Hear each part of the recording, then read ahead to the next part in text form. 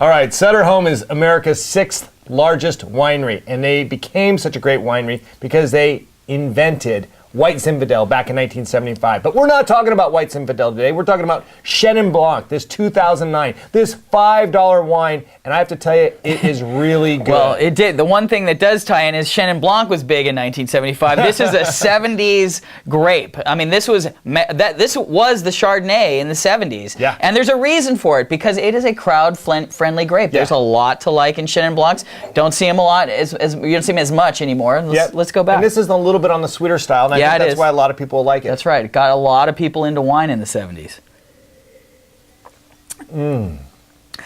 So what you smell and what you taste in this wine is they're married together perfectly. You're not going to smell anything anything that you smell. You're going to taste. It's a very consistent wine. Yes, there's definitely, and there's a lot of flavor. There's a lot in this wine. That's right. There's lemon. There's lime. There's honey, of course. There's that sweetness Definitely in this honey. wine. There's also a lot of pear in this wine, and of course, there's some peach in this wine. There's peach. There's some citrus, and this is what Matt's describing is exactly what makes this wine, what separates it from the pack. This wine has some balance in it. Yes. For a $5 wine, this is $5. Crazy. Actually, you could probably find this wine for $2.99 in some places. Yeah. And this is really hard to do.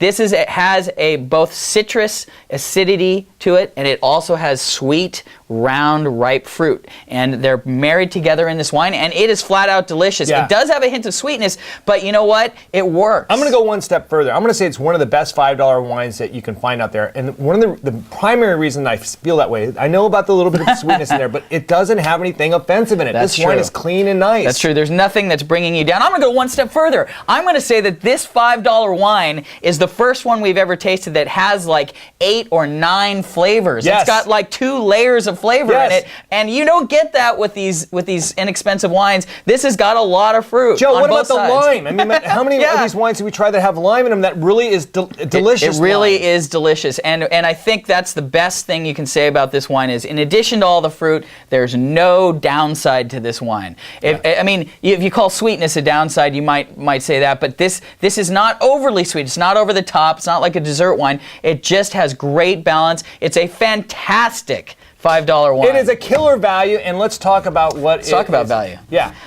You can make a case that, Chenin Blanc, a lot of people don't have it, could be $15. You have this at lunchtime with a nice meal. You're going to go, I got a deal at $15. Yeah. But it's that sweetness maybe that kept us down a little bit. That's what it did. Yeah. We brought it back to it's over. $11. Yeah, it's We're going over $10 all day long. Yeah. It's $11. We're going $11, but you know what? At $11, you're drinking this wine. You say, you know what? I got a great deal. It's not $11 top out. This is $11 delicious. Yeah. Yeah. So let's do it. 2 thumbs up to the 2009 Sutter Home Chenin Blanc. Can you dig it, baby? I can dig it. 70s. That is great. Everybody would like it.